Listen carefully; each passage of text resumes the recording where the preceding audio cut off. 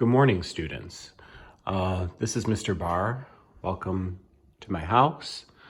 I just wanted to take a few minutes to kind of start walking you through what's going to be expected for reading, writing, and social studies in the coming weeks, and use this as a chance to kind of just walk you through things that we expect you to work on until we potentially come back to school.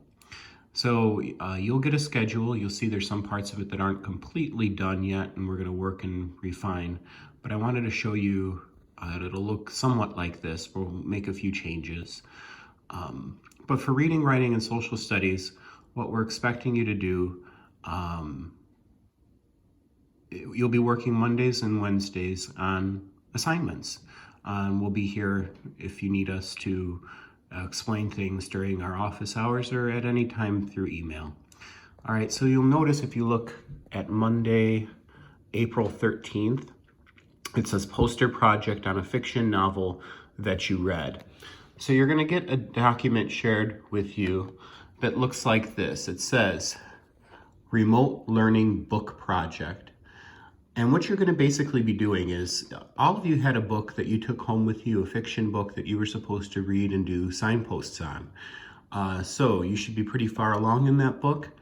And what you're going to do is what we've kind of done at the start of the school year, which was to make a poster just like we did for the miracle worker. So let's take a look at the directions.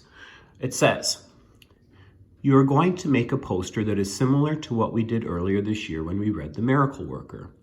The purpose is to review some of the key literary language we use to discuss fiction and review the elements of fiction that we studied at the start of the school year.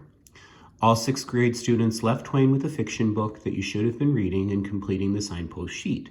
Use that book or a book of your choice to make a poster with the following parts. We will work on this for 2 weeks and have it ready to hand in either when we return on May 1st, or you'll send a picture of it if we've not resumed school. Please watch the video explanation, which is this, to know what you have to do for each part. So at the top, just like you did for the Miracle Worker project, you're gonna have the title of your book. Then underneath it, you're gonna have a neatly colored picture or printed illustration that's key to the text with a caption underneath it. Why is this image important?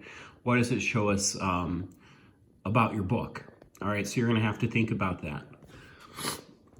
Then, underneath that, you're gonna have sections. You can either type, you can handwrite this depending on what makes most sense for you. You're going to be able to identify a theme. So remember, when we talk about theme, we're thinking about life message. What is the author trying to say about life based on what happens to the characters in the story? You're not just going to identify a theme, but you're going to also explain what led you to that theme. So what happens to those characters in the story that helped you to determine a life message? Then next to that, you're going to have 3 characters, probably your main character and a couple other characters. You're going to think of characterization. So when we think of characterization, we're thinking about traits. So words that we could use to describe those characters. All right, so maybe that character's kind, maybe that character's thoughtful, maybe that character's brave. Whatever traits that you determine, you have to use the book. We want you to do a direct quote. All right, so according to the title of the book, the book would be underlined or italicized, comma, quote, copy the line from the text, close quote, and then a parentheses, author's last name, page, close parentheses, period at the end. So you have to have a citation after your quote. The quote will show that trait, and then where it says quote analysis, what you're going to do is you're going to explain the quote. How does that quote show that character trait? So you need to have that for 3 different characters, your main character, the protagonist, and 2 other characters. We want you to look for symbolism. We've talked about symbolism a couple different times this year. So when we think of the miracle worker, we talked about how the key, putting the key in the main character, the protagonist's mouth, how that had a deeper meaning. It was just not just another activity or another thing that happened in the book, but it showed that the key to getting to Helen would be through working with her in order to get her to speak. So that action had a deeper meaning to it. Where we left off when we were reading The Skin I'm In, our main character, Malika, she was asked in a school assignment to keep a diary. We know that in that diary, even though she was talking about past events, that really what she was talking about with that character represented her deep thoughts that she had, but wasn't willing to say out loud. So she kind of used that diary that she had as a way to represent her deeper thoughts and emotions. So I want you to be on the lookout for anything in your story that has deeper meaning and explain it. Internal conflict. So we're thinking for our main character that in your book, what are some problems that your character faced that no other characters knew about, that was just inside their mind? External conflicts, problems that your character had with other characters. Or it could also be, we learned that there's multiple types of conflict. Maybe there was a person versus nature conflict, which would be an external conflict. So you're looking for those problems that your character had with other characters or with the larger world. And then finally, how does the narrator's point of view affect the book? So you're thinking, is this written in first person, the book that I'm reading? Is it written in third person? If it's written in first person, you have to think, can you trust all the things that your narrator is telling you? If it's written in third person, how does having an outside narrator impact the story? So I want you to think of point of view and explain, how does that point of view, either first person or third person, impact your reading of the story?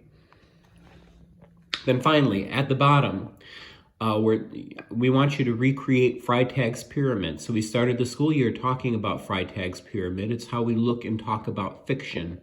So for exposition, you're thinking, who are all the characters in the story? What are they like? So write a short description. Also settings. Where does the story take place? What are the settings like? Rising action, you're thinking, what are some conflicts that are your main characters are facing? So again, you'll already have thought a little bit about it right here for internal and external conflict. Climax, what's the turning point of the story? When does the world of the story permanently change? How does your main character permanently change? You're thinking about that key event that kind of unlocks the rest of the story. Falling action, so how are some of the conflicts that are brought up in rising action resolved? So how does the author bring some closure to the story? What are some of the key details that bring closure? And resolution, thinking about your main character, where is your main character at the very end of the story? Did your main character live happily ever after? Did your main character move on? What did they do at the end of the story? So you need to have a couple sentences describing that. All right, so the way I recommend you do it like the chart that you're familiar with, where it has the exposition and rising action going up, climax at the top, and then falling action, resolution going down. All right, so this is going to be the big assignment for the time that we're going to be doing remote learning for reading. And then there's going to be a couple other assignments. So I'm going to flip back to the assignment page. You'll notice for writing, it says go to the following website. It's called poetrygames.org/poetry machine.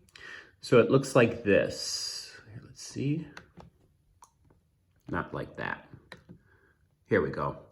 So this website's actually called Poetic Power, which some of you are familiar with if I had you submit your poems to a poetry contest.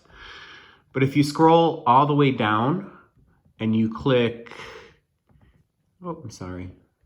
I'm all the way at the bottom of that website, Poetic Power. You click where it says Poetry Machine. you get a bunch of different types of poems. Now, some of these, to be honest, I think are a little babyish.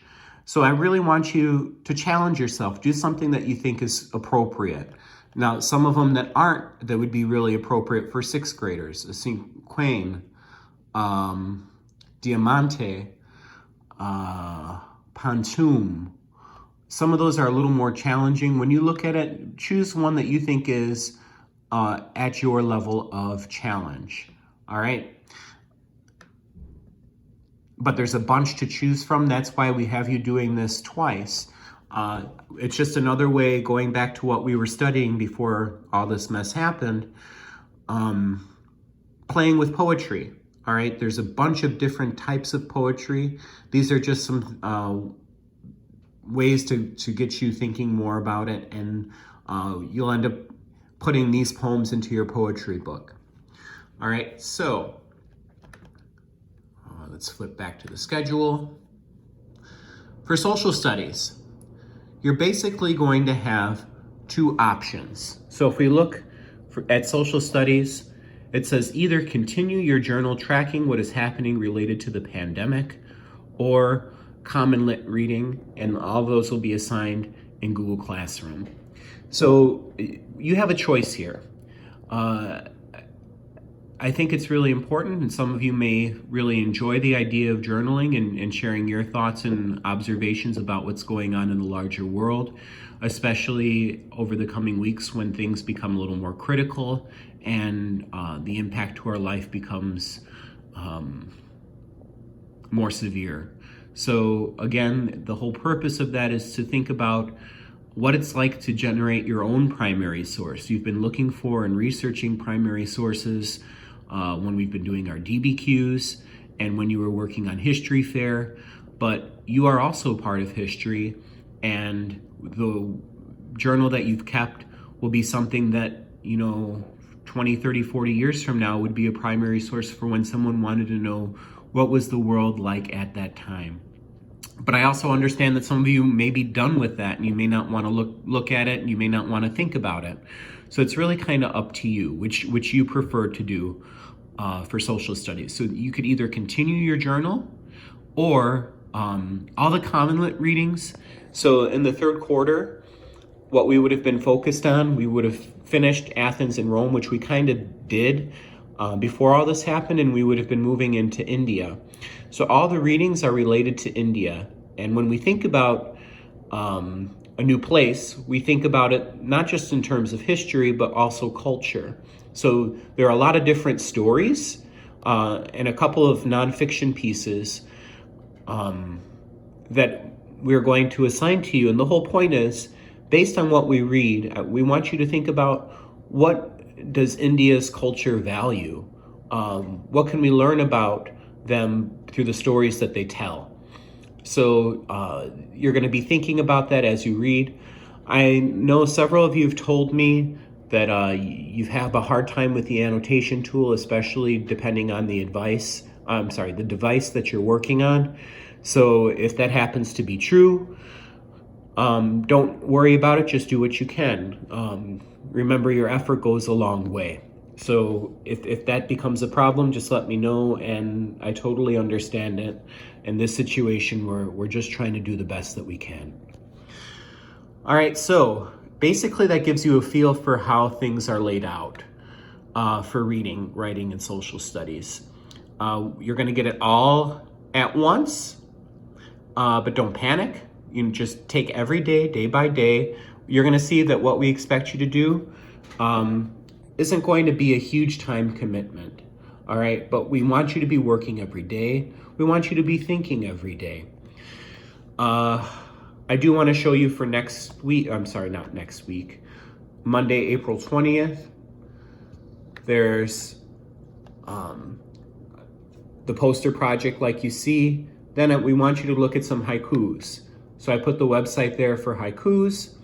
And basically this is super cool, and this is something I would have had you do in school.